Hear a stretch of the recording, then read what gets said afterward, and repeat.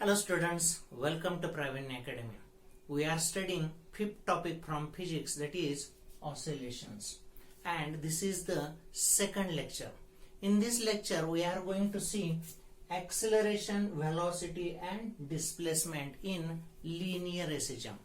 तर linear SHM मध्ये समजा ही लिनियर SHM घेते.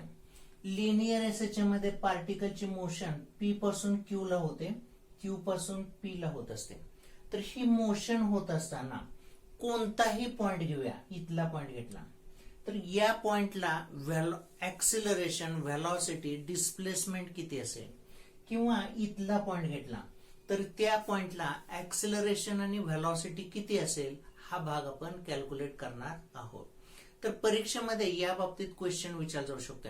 Using differential equation of linear SHM, obtain an expression for acceleration, velocity or displacement असा question विचारला जाऊ शकतो.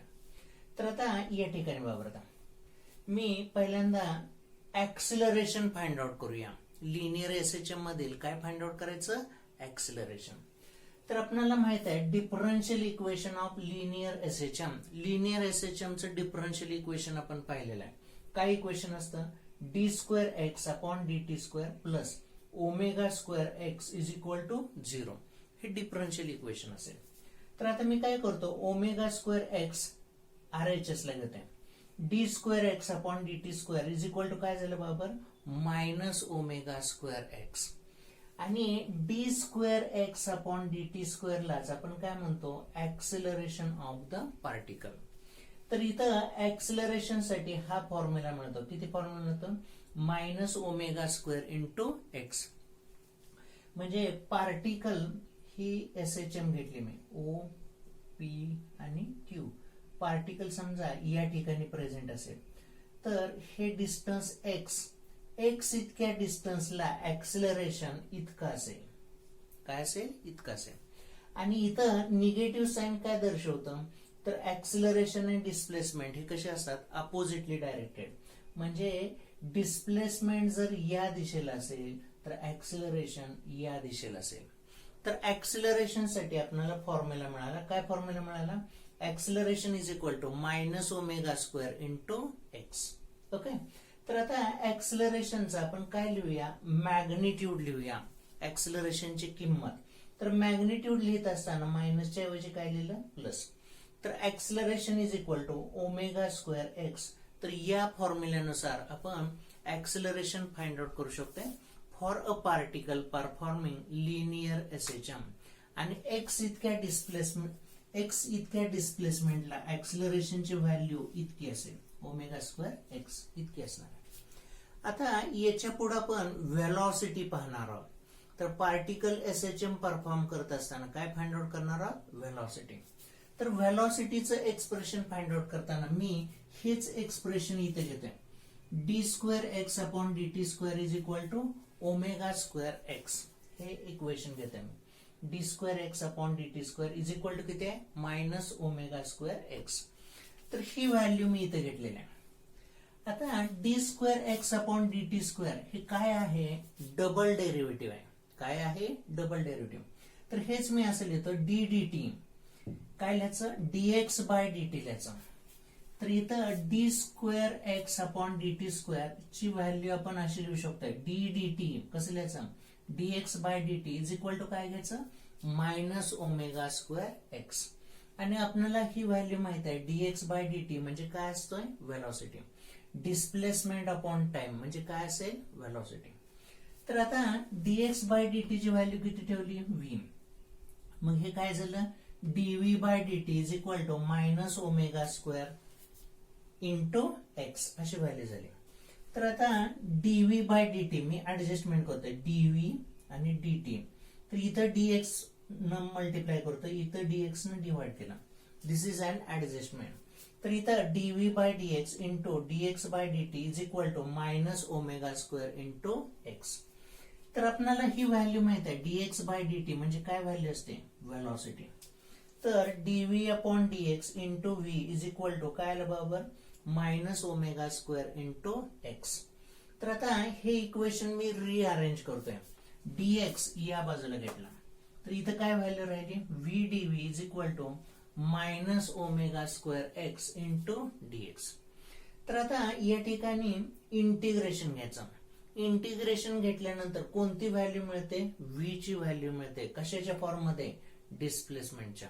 म्हणून या इक्वेशनचं काय घेतोय, इंटिग्रेशन घेतोय. Integrating both sides, integrating v dv is equal to minus integration omega square X dx. तर v dx चे इंटिग्रेशन काय असतं, v square by 2 is equal to minus omega square. Minus omega square बाहेर घेतलं, इंटिग्रेशनच्या आतमध्ये किती आलं, x dx आलं. तर x dx चे इंटिग्रेशन किती आलं, x square by 2 plus c. तर या ठिकाणी c म्हणजेच काय आलेलं आहे, constant of integration. c is equal to काय झाला, कॉन्स्टंट ऑफ इंटिग्रेशन. तर आता या ठिकाणी when x is equal to a, x is equal to a म्हणजे काय, बघा आता मी SHM घेतली, p हा o आणि हा q घेतला. तर हे मीन पोझिशन म्हणजे o, p आणि q एक्स्ट्रीम पोझिशन. तर आता o पासून q पर्यंतच्या डिस्टन्सला a म्हणायचं. a म्हणजेच काय, amplitude, maximum displacement from mean position, that is called as amplitude. तर इथं आपण काय म्हणतोय, x ची व्हॅल्यू किती ठेवायची, a. तर इथं when x is equal to a, particle या ठिकाणी येतो, इथं येतो, त्यावेळी व्हेलॉसिटी काय असते, 0. पार्टिकल SHM परफॉर्म करत असताना पार्टिकल O ला असेल तर व्हेलॉसिटी मॅक्सिमम, पार्टिकल Q ला गेला तर व्हेलॉसिटी काय असते, 0. म्हणून इथं आपण असं म्हणतोय x ची व्हॅल्यू a असते त्यावेळी पार्टिकल Q ला असतो आणि Q या ठिकाणी पार्टिकलची व्हेलॉसिटी किती असेल, 0 असेल. म्हणून इथं v च्या ठिकाणी 0 square upon 2 is equal to minus omega square, x च्या ठिकाणी काय ठेवलं, a square upon 2 plus c.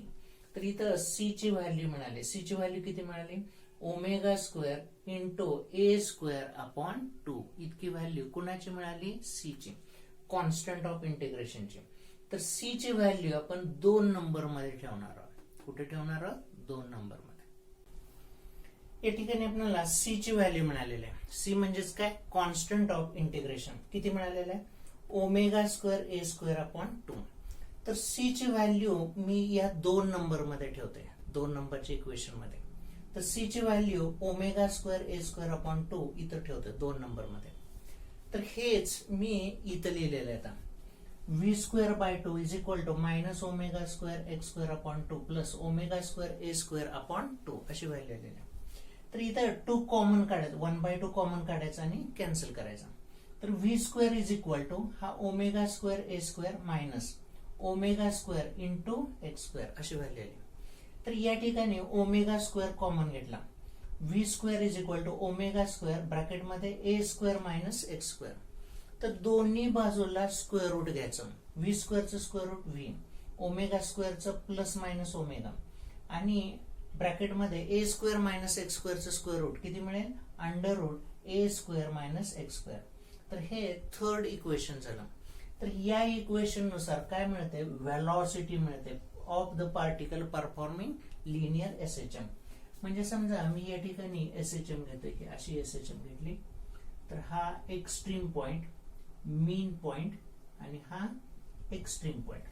तर पार्टिकल समजा इथं असेल तर या पॉइंटला हे डिस्टन्स, इथून हे डिस्टन्स किती घ्यायचं, x. तर x या डिस्टन्सला पार्टिकलची व्हेलॉसिटी इतकी असेल हे आपण सांगू शकतो. आणि इथं प्लस साइन कधी घ्यायची, पार्टिकल ज्यावेळी पॉझिटिव्ह डायरेक्शन ऑफ x असेल, एक्सिस जात असेल तर व्हेलॉसिटी काय घ्यायची, प्लस. आणि पार्टिकल जर negative direction of x axis जर जात असेल तर व्हेलॉसिटी काय घ्यायची, मायनस.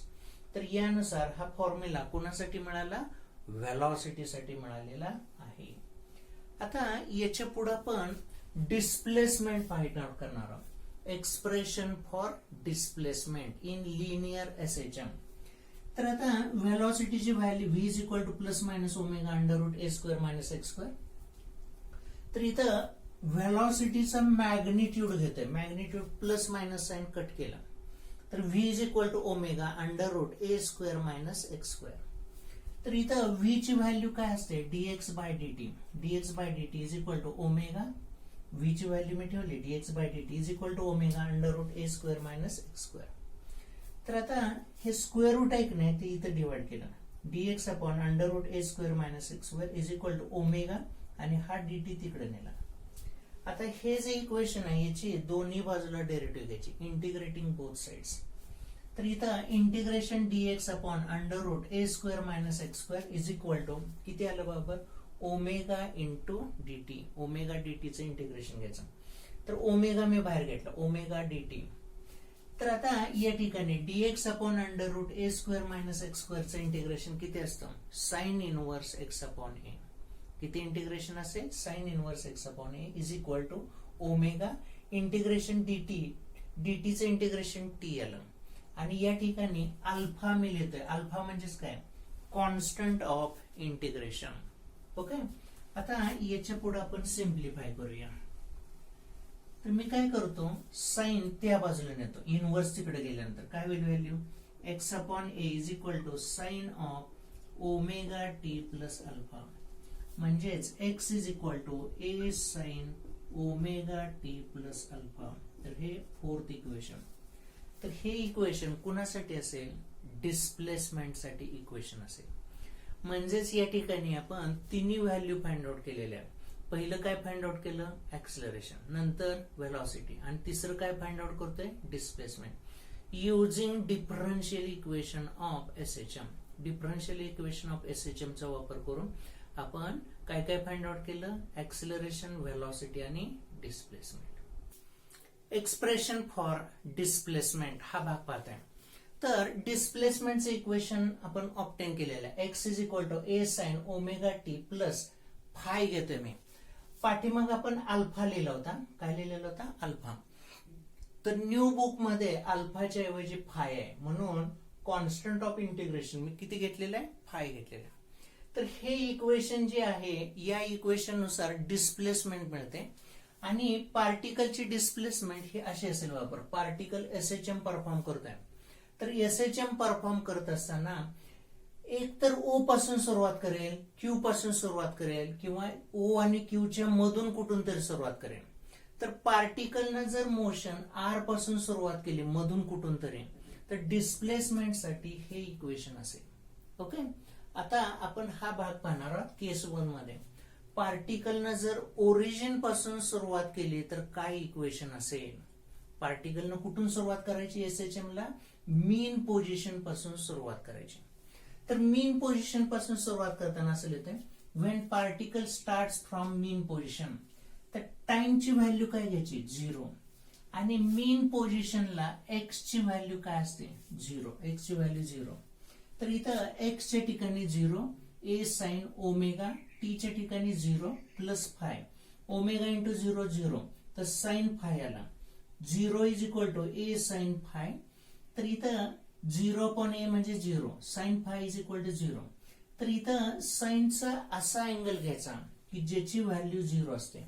तर कुणाची व्हॅल्यू 0 असते साइन 0 ची व्हॅल्यू 0 असते किंवा साइन 180 ची व्हॅल्यू 0 असते. म्हणजे फाय ची व्हॅल्यू एक तर 0 येईल किंवा किती मिळेल फाय मिळेल. ओके. तर आता फाय ची व्हॅल्यू मी 0 इथं ठेवते. तर इथं x is equal to A sine omega T plus किती आलं 0. तर X is equal to A sine omega T हे इक्वेशन मिळालं when particle start from mean position पासून. मीन पोझिशनला सुरुवात करायचं असेल तर इक्वेशन हे घ्यायचं. ओके. आता फाय ची व्हॅल्यू आपण पाय सुद्धा घेऊ शकतोय. किती घेऊ शकतोय पाय. तर इथं फायच्या ठिकाणी किती व्हॅल्यू ठेवायची बरोबर. आता इथं फायच्या ठिकाणी किती व्हॅल्यू ठेवूया आपण पाय ठेवूया. तर इथं पाय ठेवलं बरोबर. तर या ठिकाणी साइन ओमेगा टी प्लस पाय याची व्हॅल्यू किती असते तर मायनस साइन ओमेगा टी असते. किती व्हॅल्यू असते मायनस साइन ओमेगा टी इतकी व्हॅल्यू असते. म्हणजे एक्स ची व्हॅल्यू एक तर अशी मिळेल ए साइन ओमेगा टी किंवा एक्स ची व्हॅल्यू मायनस ए साइन ओमेगा टी अशी व्हॅल्यू मिळेल. ओके. आणि हे कंबाईन करून कसं इक्वेशन मिळेल, x is equal to plus minus A sine omega T. तर हे 5वं इक्वेशन झालं. प्लस साइन कधी घ्यायचं, पार्टिकल मीन पोझिशन पासून सुरुवात करताना इकडे जात असेल तर हे इक्वेशन घ्यायचं, आणि पार्टिकलनं मीन पोझिशन पासून सुरुवात करून जर इकडे जात असेल तर इक्वेशन काय घ्यायचं, मायनस. तर यानुसार x is equal to plus minus A sine omega T. तर हे इक्वेशन कुणासाठी मिळालं, when particle starts from mean position. Particle कुठून सुरुवात करतोय, मीन पोझिशन पासून सुरुवात करतोय. ओके. या ठिकाणी केस 2 पाहणार आहोत. पार्टिकलनं जर एक्स्ट्रीम पोझिशन पासून सुरुवात केली, म्हणजे क्यू पासून सुरुवात केली तर, ओके, तर मीन पोझिशन पासून सुरुवात केली तो भाग बघितलाय. आता एक्स्ट्रीम पोझिशन पासून सुरुवात केली तर इथे मी असं म्हणतो केस 2, when particle starts from extreme position. तर टाइम 0 असेल त्यावेळी एक्स ची व्हॅल्यू ए घ्यायची. इथे बघा, टाइम 0 असेल त्यावेळी पार्टिकल क्यू या ठिकाणी असतो, एक्स ची व्हॅल्यू किती घ्यायची, ए घ्यायची, एक्स ची व्हॅल्यू ए घ्यायची. तर आता t is equal to 0, x is equal to a, a is equal to A sine omega t च्या ठिकाणी 0 plus phi, omega into 0 0, a is equal to A sine phi, a ला a cancel, 1 is equal to sine phi. तर साइनचा असा angle घ्यायचा की ज्याची value 1 असते. तर फाय ची व्हॅल्यू किती घ्यायची, पाय बाय 2 घ्यायची. फाय ची व्हॅल्यू किती घ्यायची, पाय बाय 2. तर इथं x is equal to A sine omega T plus pi by 2. Okay.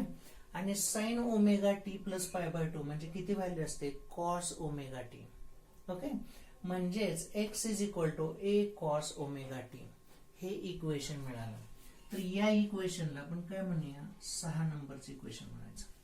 When particle starts from extreme position. Okay.